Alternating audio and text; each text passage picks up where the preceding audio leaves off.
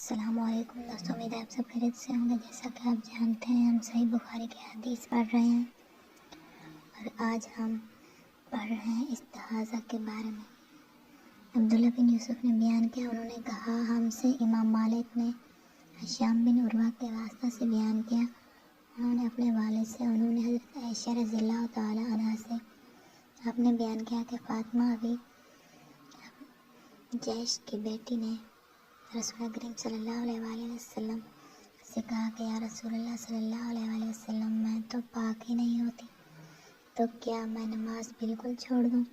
اور حضور صلی اللہ علیہ وآلہ وسلم نے فرمایا کہ یہ رگ کا خون حیض نہیں، اس لیے جب حیض کے دن ہوں تو ان دنوں نماز چھوڑ دو۔ اندازہ کے مطابق وہ دن گزر جائیں تو خون دھو ڈال اور نماز پڑھ۔ آج کی ہماری یہ ویڈیو یہاں پر ختم ہوتی ہے۔ امید ہے ویڈیو پسند آئی ہوگی۔ ہم اپنی اگلی ویڈیو کے ساتھ پھر حاضر ہوں گے۔ اللہ حافظ۔